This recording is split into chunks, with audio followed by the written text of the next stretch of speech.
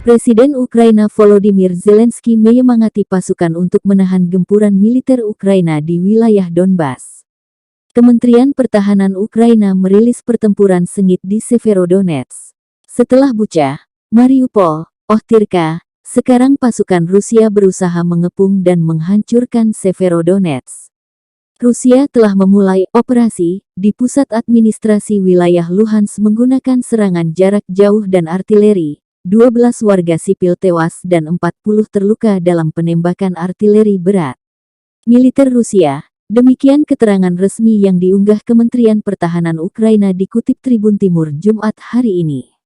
Ukraina mengklaim menghancurkan 3 tank dan 1 jet tempur Rusia dalam pertempuran sehari terakhir. 200 tentara Kremlin dieliminir.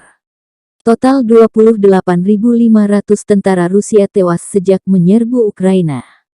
Rusia juga disebut kehilangan total 203 jet tempur dan 167 helikopter serta 13 kapal perang dan ribuan kendaraan tempur. Dari kubu sebelah, militer Rusia merilis dalam sehari terakhir.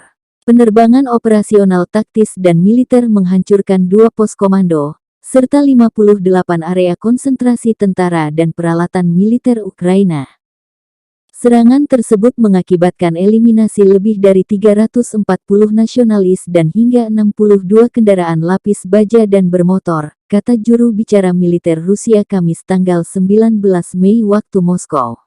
Pasukan rudal dan artileri Rusia mengenai 6 pos komando, 295 area konsentrasi tenaga dan peralatan militer AFU, 43 unit artileri dan mortir Ukraina pada posisi menembak dan 2 stasiun perang radio elektronik.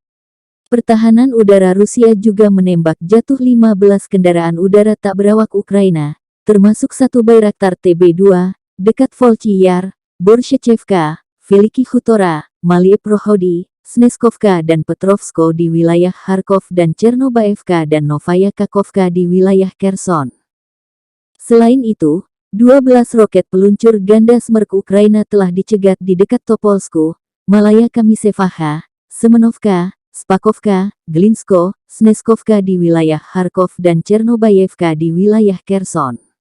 Secara total, 172 pesawat Ukraina dan 125 helikopter, 942 kendaraan udara tak berawak, 313 sistem rudal anti-pesawat, 3.158 tank dan kendaraan tempur lapis baja lainnya dieliminir.